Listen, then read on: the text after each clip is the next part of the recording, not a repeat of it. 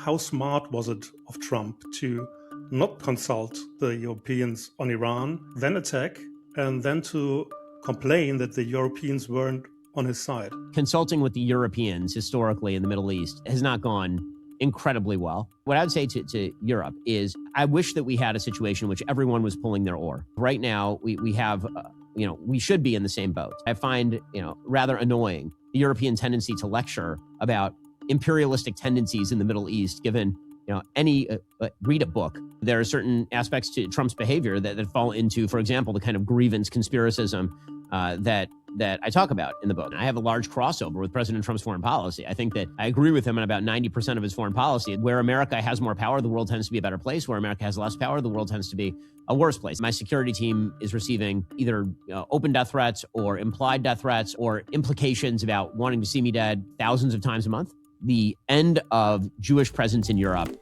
is going to happen within the next 10 to 15 years.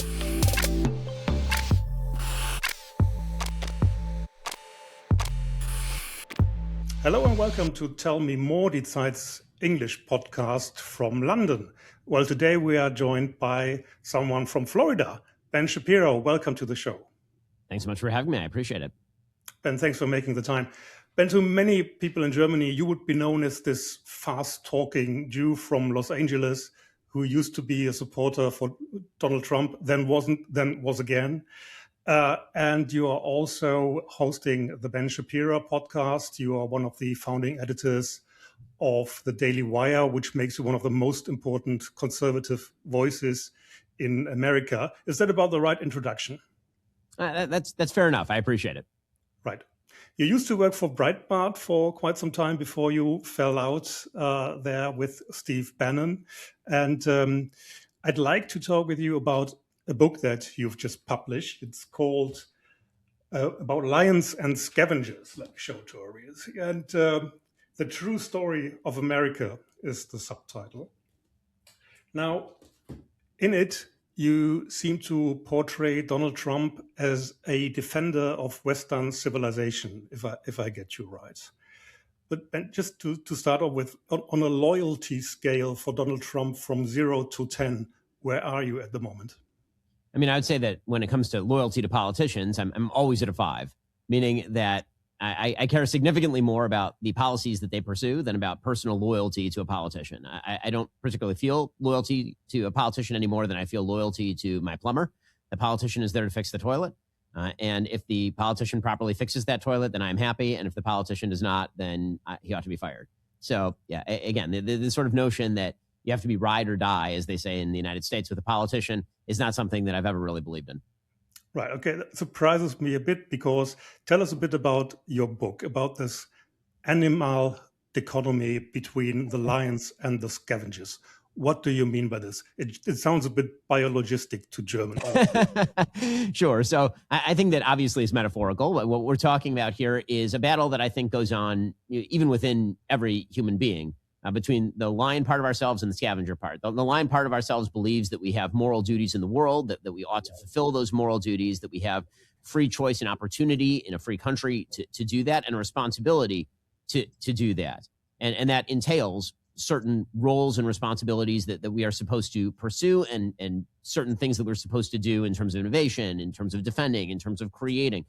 And then there's the scavenger part of ourselves that looks at the problems in our lives and instead of trying to take ownership of those problems and fix those problems, decides that it's time to tear down all of the systems. The systems are responsible for our problems. And basically the world is a series of power dynamics.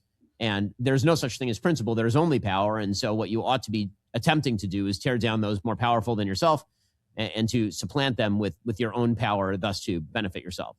And I think that, again, you can see this in your own personal life. Sometimes you're a lion, sometimes you're a scavenger. But I think that you can abstract that out to certain political movements and to certain ideologies. Right. And your analysis also is that societies and politics is driven by this very major conflict between lions and scavengers. Yes, and again, it's not sort of an inherent biological quality. As I say, it's within every human being. It's more the idea About character types. Yes, yes, that's right. It's significantly more, and you can shift between character types, right? I mean, you can choose to join one idea or one civilization or another. The basic notion, though, that if a civilization is driven by envy and is driven by destruction, that is fundamentally different from a civilization that's driven by a desire to build and better. Obviously, pretending away cultural distinctions and civilizational distinctions has been a major mistake by the West over the course of several decades at this point. Okay, then let's get concrete here. What civilizations do you have in mind when you talk about scavenger civilizations? I mean, I would say that the civilization of radical Islam is a scavenger civilization that does not seek to build anything particularly, but seeks to destroy anything that is in its path to power. I would say that not on a civilizational level, but on a governmental level, the government of Vladimir Putin is very much the same. I'd say that Vladimir Putin is driven by a desire to destroy that which surrounds him and to take control of it. He sees the world as a series of power dynamics. I think that the government of China is very similar in that way. And I would say that within the West, I would say that broadly speaking, the radical hard Marxist left is driven by a feeling of dispossession and a belief that the systems are the cause of that dispossession, and therefore the systems must be brought to heel. The systems are the main driver of poverty and inequity and difficulty in life, and so everything must be torn to the ground. Your book starts here in London, and I think you were quite impressed by what you saw here when you witnessed the pro-Palestine marches that dominated the weekend city for months on end. And you write quite harshly, London has been conquered by the Scavengers, the united coalitional hatred of the West. Was it pure and mere hatred that you saw on the streets of London? When it came to those particular protests, absolutely. I mean, the fact that you had actual terrorist flags flying, the fact that you saw a coalition of people who legitimately have nothing in common other than a desire to destroy, in this case, Israel. I mean, many of those protests were springing up in the United States and in London, actually, before Israel had even retaliated for October 7th. The fact that you had trans activists who were standing on behalf of terrorist groups in the Gaza Strip, that doesn't speak to me of a desire to build a better civilization. It speaks to me of a desire to tear down a particular civilization in the name of a coalitional vengeance against that civilization. And so, yeah, no, I don't think that it was driven by some sort of good-hearted desire to preserve human rights, if that's what you're asking. Yeah, I went there too, and I agree with you in general. On the other hand, I have to say, I mean, there were people who told me that they were there in order to preserve a civilization, the Palestinian civilization, as they put it, as they were protesting something that they regarded as a genocide. How would you respond to them? Was it really evil? I mean, why resort to evil if the explanation could be mere stupidity? Well, so I'm not saying that every single person who was marching was evil as opposed to stupid, but I would say the overall cause was evil rather than stupid. Because again, the civilization that they were seeking to preserve was one run by Hamas. They weren't talking about, if they had really wanted to preserve Palestinian civilization, they should have been protesting Hamas for the, let's see, 18 years that Hamas was in charge of the Gaza Strip between 2005 and 2023. And I saw zero protests in the streets to preserve Palestinian freedoms and individual autonomy for that entire nearly 20-year period when it was dominated by one of the worst terror groups on planet Earth. Right. Ben, you mentioned October 7th, and reading your book, one gets the impression that in a way, October 7th might have radicalized you on a very, very deep level. Is this impression correct? I don't think that October 7th radicalized me. I think some of the response to October 7th clarified. I don't think any of my fundamental beliefs changed post October 7th. And certainly, as someone who is versed in a history of anti-Semitic pogroms, the notion that another very large anti-Semitic pogrom was a difference in kind rather than degree, I don't think that's true. I think it was a difference in degree rather than kind. The response by so many people in the West, I think, did shock me, and that was a bit astonishing.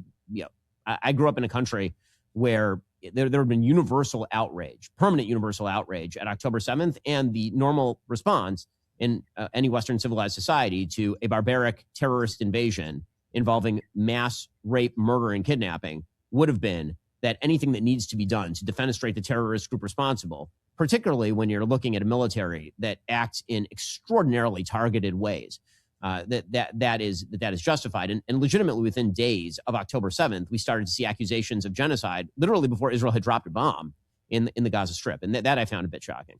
Right.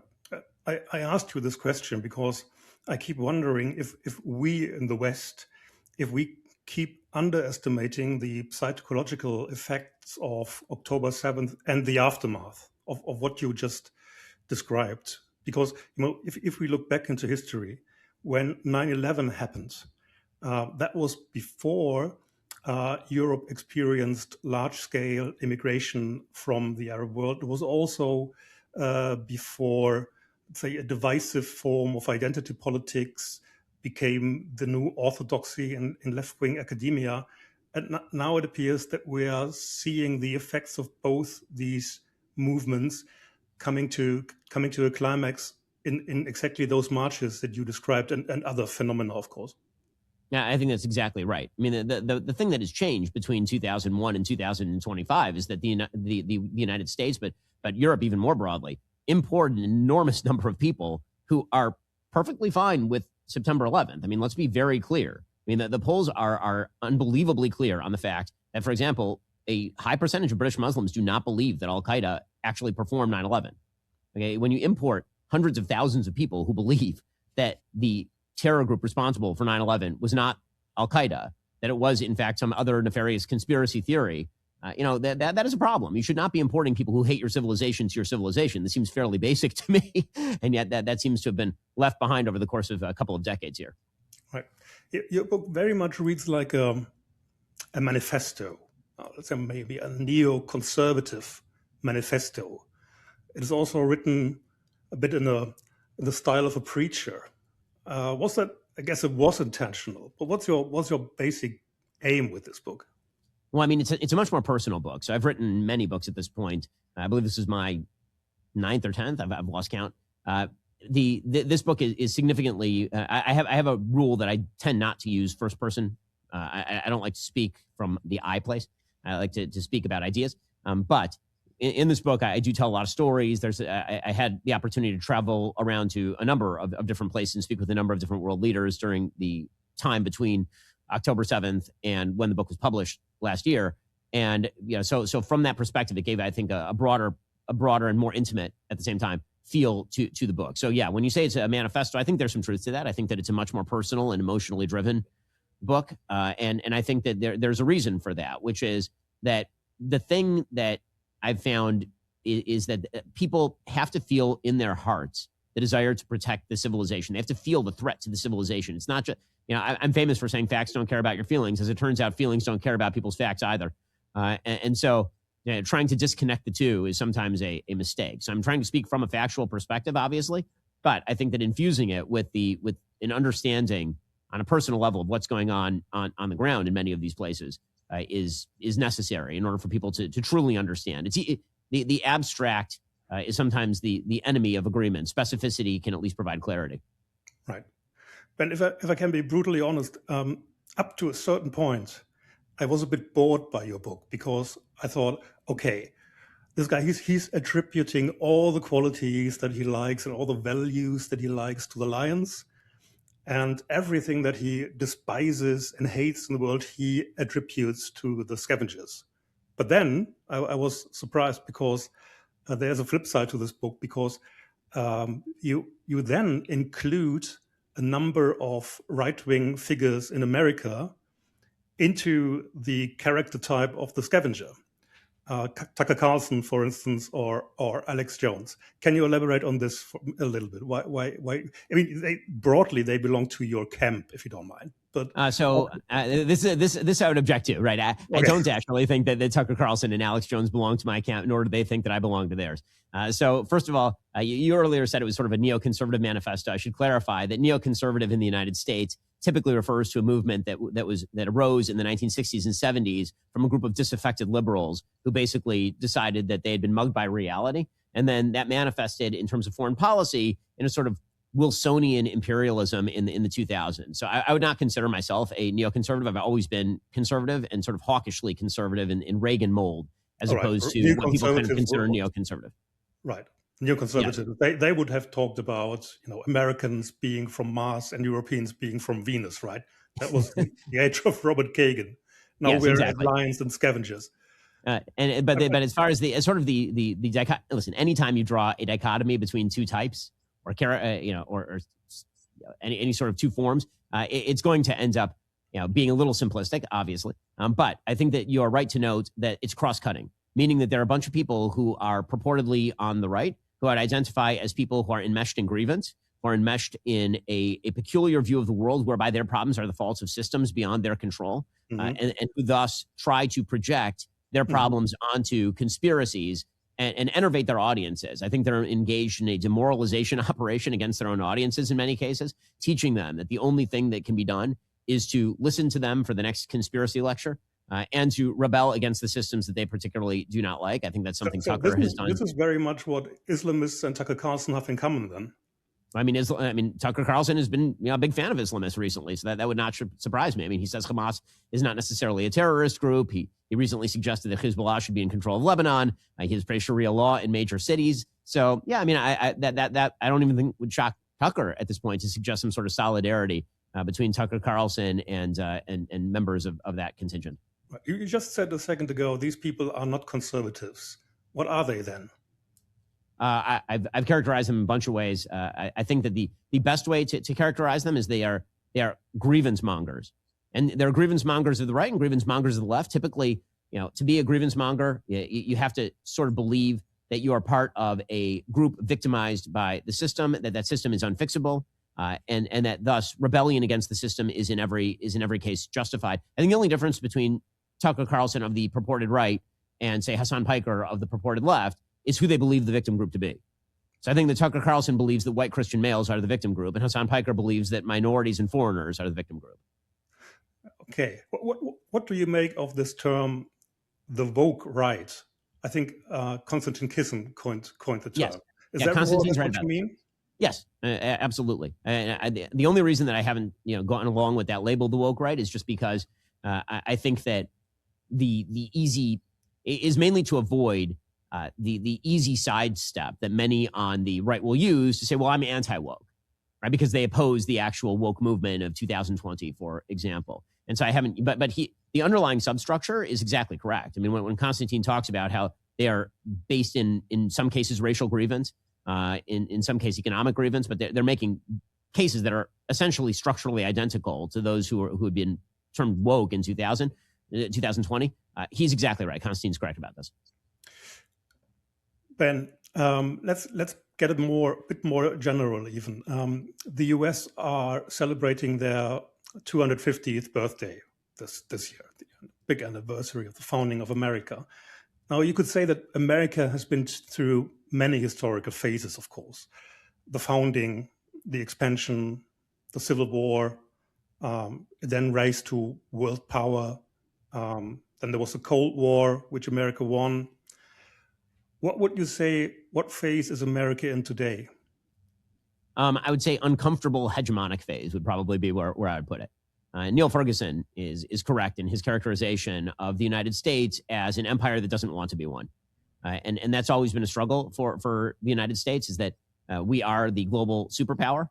There are some of us who are fine with that title and recognize that the power of America on the world stage ought to be, I think, exacerbated. I think it's very good that where America has more power, the world tends to be a better place. Where America has less power, the world tends to be a worse place. That doesn't mean America should ignore the priorities of its allies or the words of its allies or the advice of its allies. And I don't think America is always right. I for example, think that the Trump administration should be much more supportive of Ukraine against Russia than it has heretofore been. I thought the same thing of Joe Biden, for that matter. But I do think that we are uncomfortable in the United States with the idea of what we are. And so there's always been, Henry Kissinger talked about this sort of bouncing around in American foreign policy circles between hardcore isolationism and hardcore interventionism. And the actual answer is somewhere in between. Recognition that we essentially filled the role that used to be filled by the British Empire, except times about 5, because we do have significantly further global reach. And so we're very uncomfortable with that. Whenever there's a problem domestically. We tend to look to, foreign spending as sort of the cure, even though that is not the problem. The problem that drives American debt is welfare spending, just like it is in Europe. But it's always more comfortable to say that it's that we're spending our tax dollars in far off places, even if that represents a tiny percentage of our budget. It's interesting that you put it like this, because from a European vantage point, Donald Trump appears to be one of the more imperial presidents at the moment, in his longing for more territory, more influence in the Middle East, even trying to get the Europeans to do what he wants. Very, very imperial behavior. Doesn't that run contrary to what you just said? So I think that listen, I have a large crossover with President Trump's foreign policy. I think that I agree with him on about 90% of his foreign policy. It's the part of his record I actually like the best. With that said, I actually disagree with his attempt to take over Greenland, for example. I disagreed with some of his attempts to tariff the hell out of the Europeans. I think that there are certain aspects of his approach that I would differ on in terms of specific policy, but his overall belief, which is that America should be more powerful in the world, I do think that President Trump is significantly better than any president in my lifetime on this, because he's frankly clearer about the idea that America ought to pursue American interests, and he's not shy about it.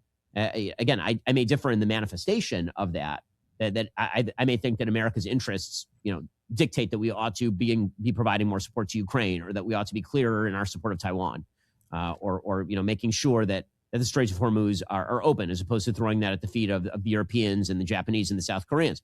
That we can argue over sort of the specifics, but in terms of his broad approach, that a powerful America is better in the world, that I agree with. Sure, but isn't there a difference between disruption, which I guess America needs, and destruction? I mean, how smart was it of Trump to not consult the Europeans on Iran, then attack, and then to complain that the Europeans weren't on his side? I will say that I think that consulting with the Europeans historically in the Middle East has not gone incredibly well. I think that given the current governmental structures in many European countries, it was unlikely to go very well. To be consulted. I mean, it's fine. I mean, but I will say that the Europeans, for that matter, have put a heavy call on the United States with regard to Ukraine, and I think that the basic deal that President Trump says is, and I don't disagree with him, is that we've footed the bill for European defense for legitimately half a century during the Cold War, allowing the European countries to build up massive welfare states and basically bankrupt their own economies in self-defeating measure. And then we are called upon to help defend Ukraine. And I agree that we should defend Ukraine. I think we should give them more aid. I think that we should push the bear out. When it comes to taking down the Iranian regime or significantly degrading its capacity to spread terrorism and build up a nuclear program, something the Europeans have been complaining about openly for decades, if he's the only president who's willing to do that, and they then start caterwauling about what a terrible person, like, I have a question. Do the Europeans truly believe that a negotiation with the Ayatollahs was likely to result in the absence of a credible threat of force in any sort of serious degradation to their ballistic missile program or their terrorism support or to their nuclear program? Because if so, then of what use is European advice? And given their sort of response to what has been happening in the Strait of Hormuz and to the American attack and joint Israeli attack on Iran, I think that, unfortunately, the European response to the actual move by the United States has justified President Trump's lack of trust in the Europeans in the lead up. I mean, I agree with you on the naivety of the Europeans, namely to believe that you could actually negotiate away the Iranian nuclear program or the ballistic missile program, for that matter. But on the other hand, I mean, you can be a lion, as you attribute this quality to Donald Trump, and still be, less of a lone wolf in proceeding with these things. I mean, listen, I think it would have been nice if Secretary of State Rubio had spent a little bit of time in Europe, but I do think at the same time that there was a need for a certain level of secrecy. Things tend to leak, at very high levels, unfortunately, when it comes to kinetic action. And the fact of the matter is that I think that the president probably was counting on some level of material support when it came to the Strait, considering that Europe is dependent on oil in a way the United States is not. And in the end, hard-nosed interest is what dictates this stuff. The there was a time when I think that the Europeans had more to say about the Middle East than they currently do.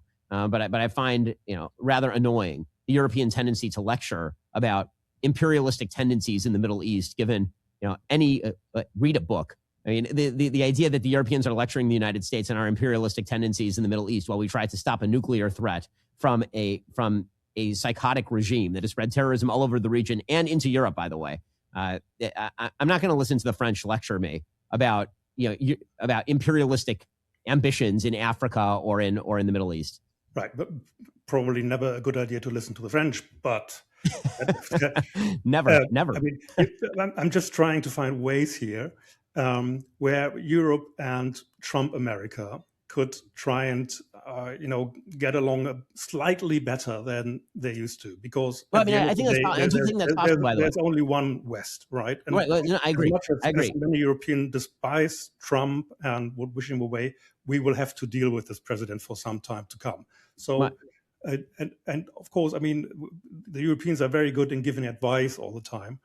On the other hand, I mean, what you describe as the qualities of the scavenger, some of this actually appears to apply to Donald Trump as well. His narcissism, his longing for not only hard power but raw power, as it appears.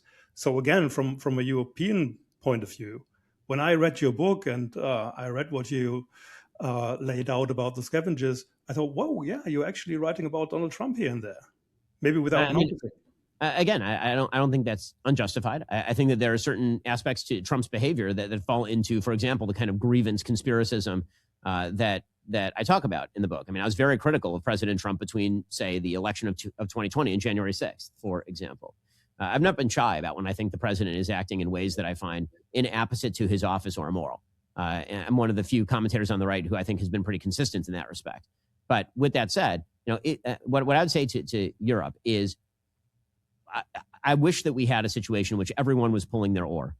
I think right now we have, we should be in the same boat. It does not feel like we are in the same boat. It feels like the European attempt to, for example, triangulate between China and the United States, or the European attempt to triangulate between Russian oil and pro-Ukraine positions, or the European attempt to deprive itself of economic growth while expanding the welfare state, while caterwauling about lack of security on planet Earth. Like, there do need to be systemic changes in Europe. Doesn't mean America is perfect. America obviously can do things better.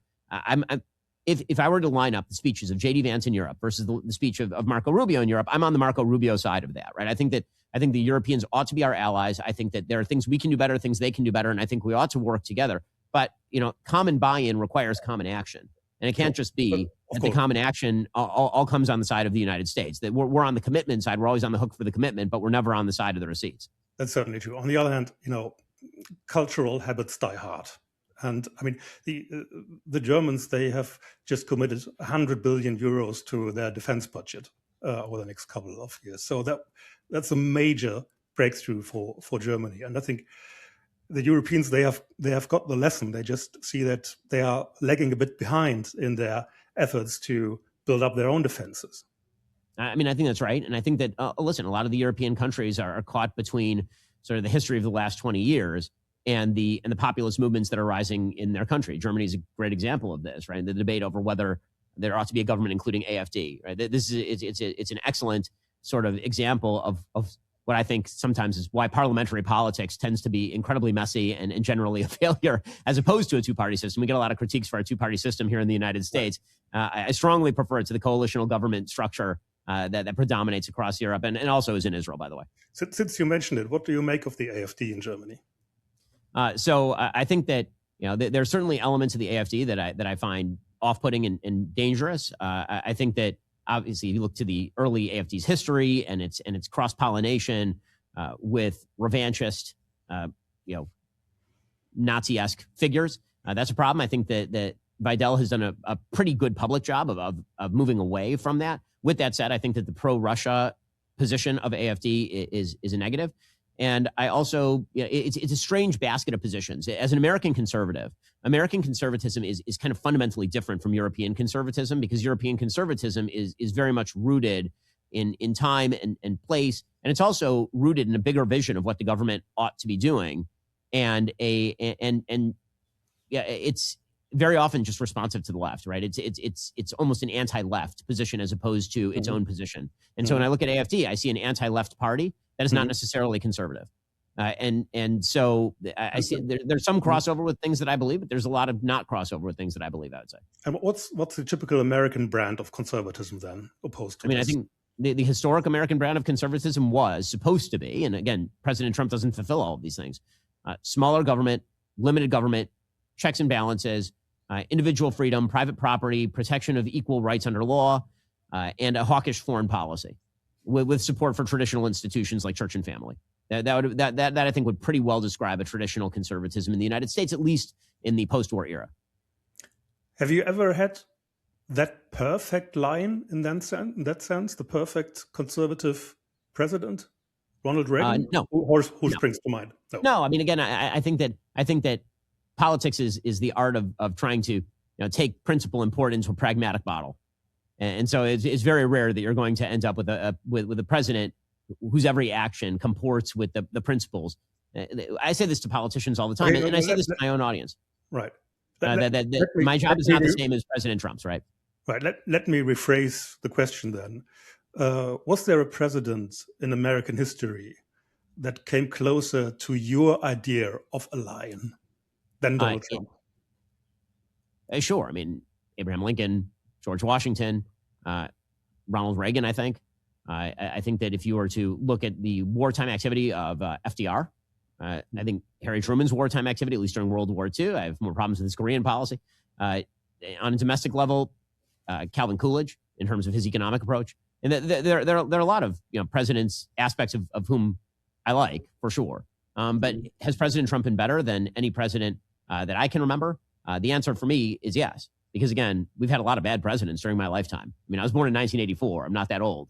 And so that means that I really don't remember the Reagan administration particularly well. I was 5 when he left office. And so that was followed by H.W., which I was, shall we say, at best lukewarm on, Bill Clinton, who looks better in retrospect than he did at the time. The George W. Bush administration, which started off, I thought, in good ways and then ended in pretty bad ways. The Obama administration, I thought, was a disaster.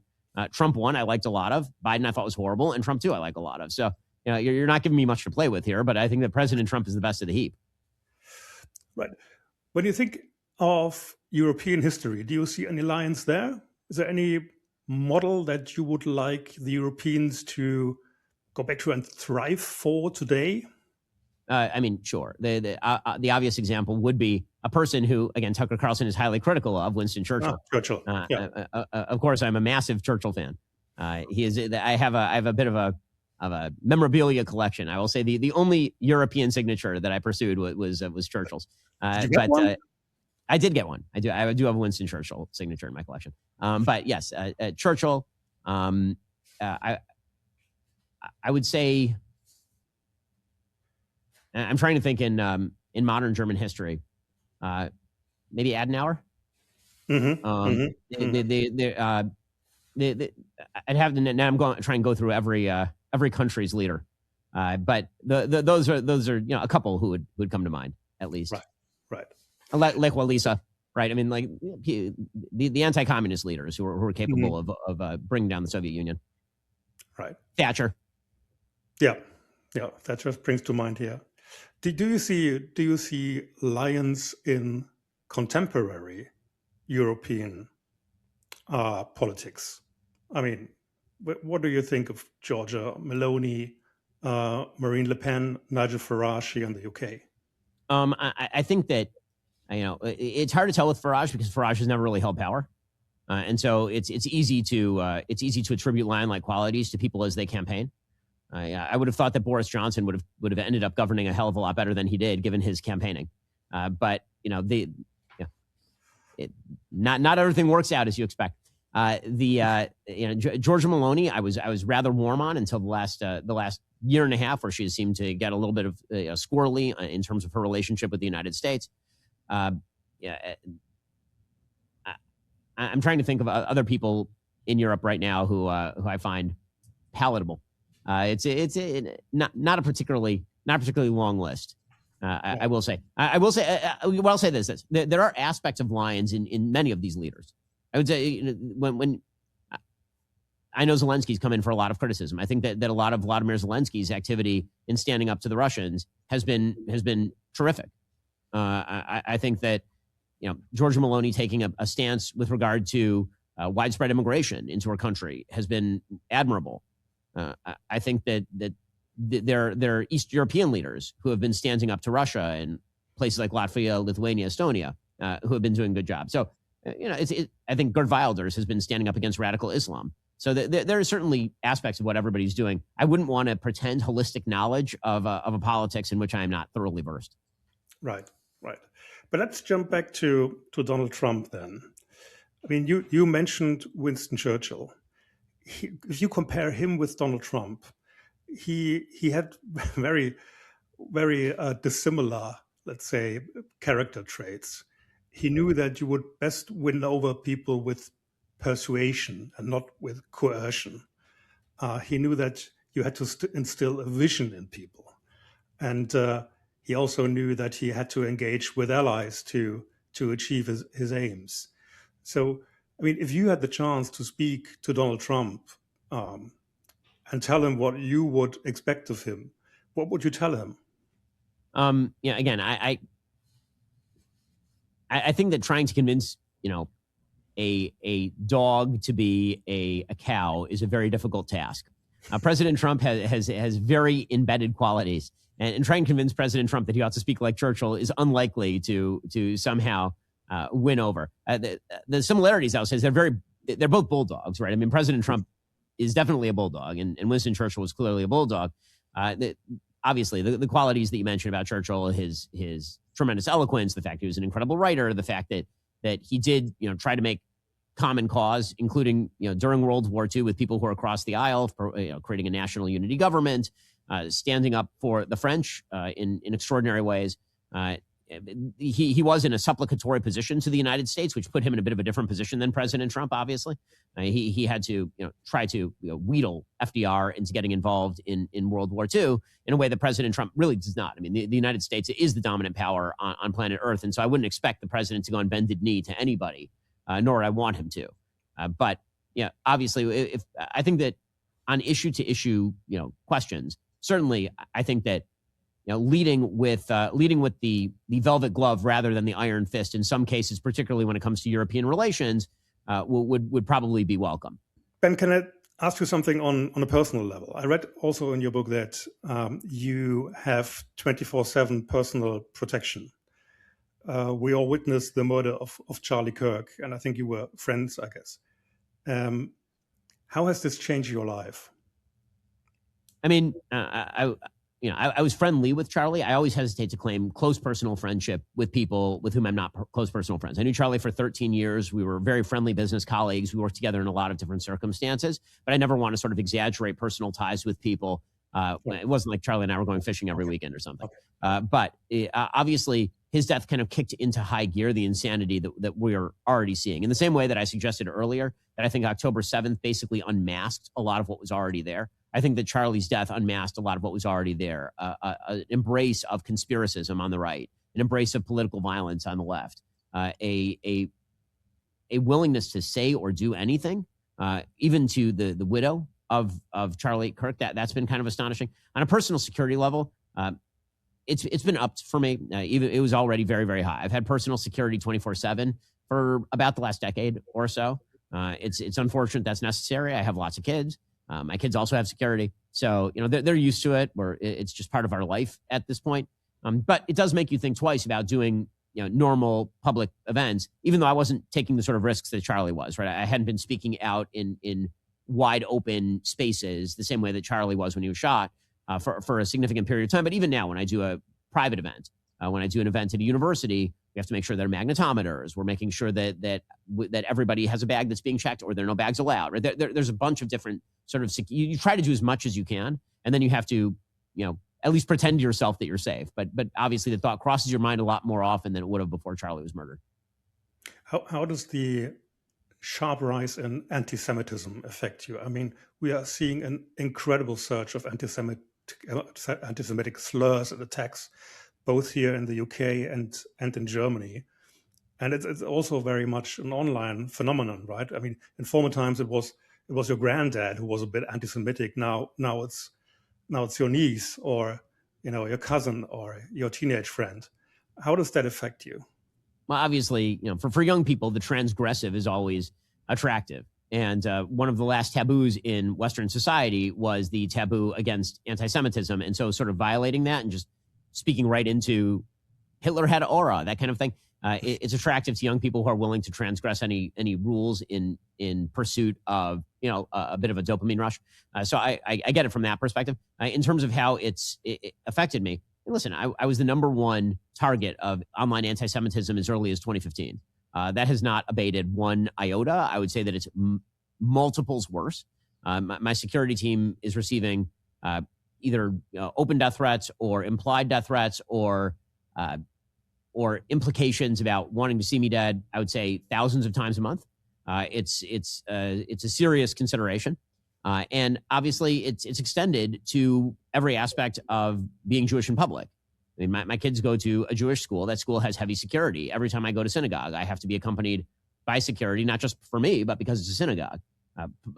Large outscale events, large outside events are things that now require extraordinary security. And even then, you wonder after Bondi Beach whether that's going to be sufficient. So, the future of Jews in America, I think, continues to be very bright. The future of Jews in Europe is very, very concerning. I mean, I think that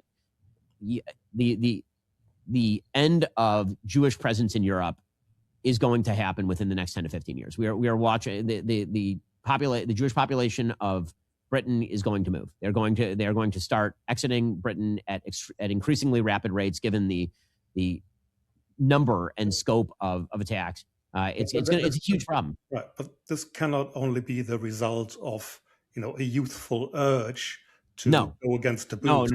No. I mean, it's a bunch of things, right? That's why when I talk at the very beginning of the book, which kind of brings us full circle about the coalition that's marching. The coalition that's marching is radical Muslims who are imported from places that hate Jews, combined with young people who have been convinced that it's the hot new thing to hate the system, and the best way to show that you hate the system is to join in with this kind of anti-Jewish revelry. And again, I think that it's important here to explain what anti-Semitism is and what it's not. People tend to think that anti-Semitism is just racism against Jews. That is not what anti-Semitism is. Anti-Semitism is a conspiracy theory about how Jews control world events. And so, belief system. And so when people who are young start looking around for a conspiracy theory they can buy into, and that is cognizable, and that is very popular online, that is a conspiracy theory that works for them. And then they get to play the game where they say, well, actually, when I say that Israel controls world events, I'm just saying that I'm anti-Zionist.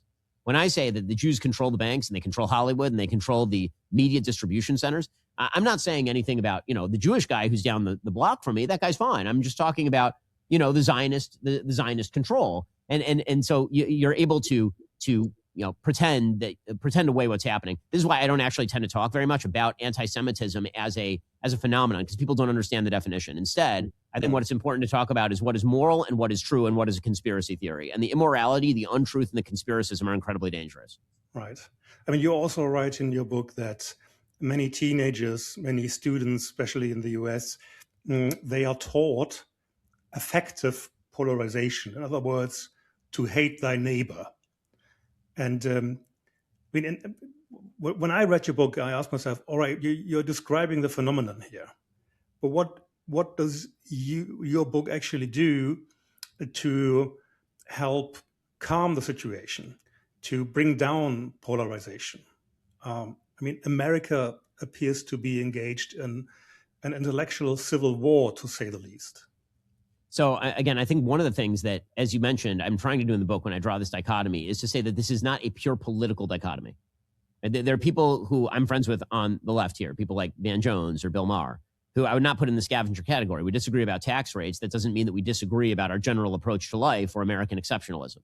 And I think that what needs to happen is that we ought to, number one, fight within ourselves the tendency toward conspiracism, grievance ideology, and all the rest. But we also ought to ally with other people, regardless of their political affiliation, who are not willing to buy into a grievance ideology that destroys everything around them. And so I think there is a broad coalition against that sort of thing. I think that you can find, allies in social life who may disagree with you politically, and maybe can build coalitions from there. Political systems very often are not sufficient to contain the passions of the multitudes, or even the social fabric that's been built by the multitudes. You see this I don't think that the American people are by and large as divided as our politics are. I think that if you go into the middle of the country and you have a conversation with somebody, that person very likely agrees with you on 65 to 70% of issues, whether you're a Democrat or a Republican. But I think that there's a perception because of the online virulence that, it's much worse than it is, which is why one of the suggestions I make in the book and very often in public is get off your phone. Right? Stop engaging in social media. If I could hit a red button today that would make all of social media disappear, I would do it. I think social media has been an absolute blight on civilization. I think it's one of the worst things that has happened to the human brain. On the other hand, it gave many people a voice who didn't have one before. I mean, people like us, we were the gatekeepers. Now everybody can have their say. I mean, that's progress, isn't it? I mean, listen. I'm certainly not mourning for the old system, but the new system that took place in its wake, I do not think is a vast improvement. I think it's got a whole different set of problems. And I think those problems are directed into the limbic systems of literally billions of people. And that the personalization of the algorithm, the ability to see things that you're constantly wanting to see and feeling that you want to see, and the algorithm knowing better than you do what it is that you're going to click on, and wanting to feed that to your dopamine centers. That is a very different problem than the gatekeeping function. The gatekeeping function was quite bad, but there were ways around the gatekeeping function.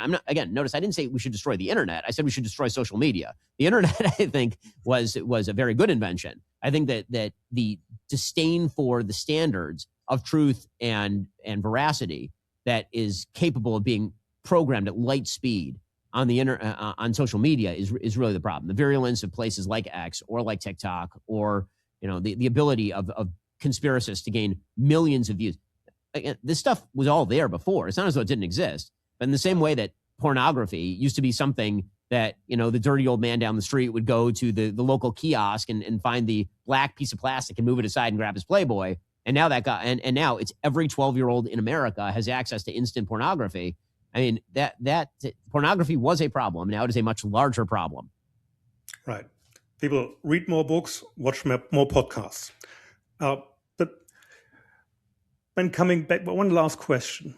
We talked about the 250th anniversary of America and the different historical phases that your country went through.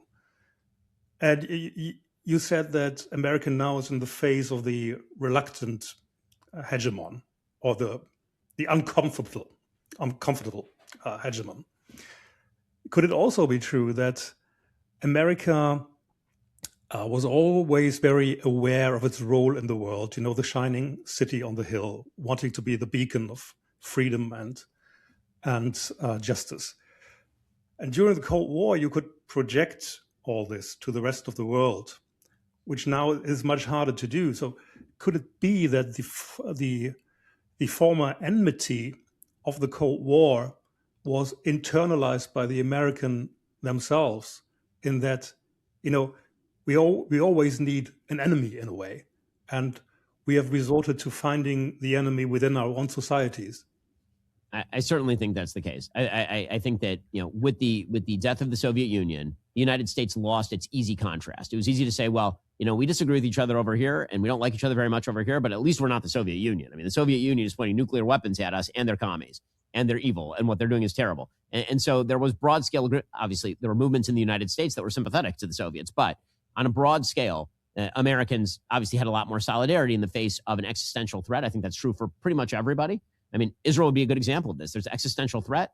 The society seemed to be kind of coming apart at the seams in 2023. Existential threat emerges, and suddenly a lot more solidarity in the society. I think the same thing historically was true of Europe. I mean, Churchill talks in the Second World War about the way that the British electorate was essentially pacifist and isolationist, and there was a feeling this was the weakest generation, and then obviously World War II breaks out, and it's the greatest generation. And so the idea that everyone needs a sort of external thing to fight in order to internalize their own virtue, I think that there's certainly truth to that for sure. But I think one of the other things that's happening in the United States, I've quoted and I quote in the book, what I think is a fabulous poem by Philip Larkin, Homage to a Government, in which he talks in the 1960s about what Britain has given up. And basically the idea is they gave up the vision of Britain for money.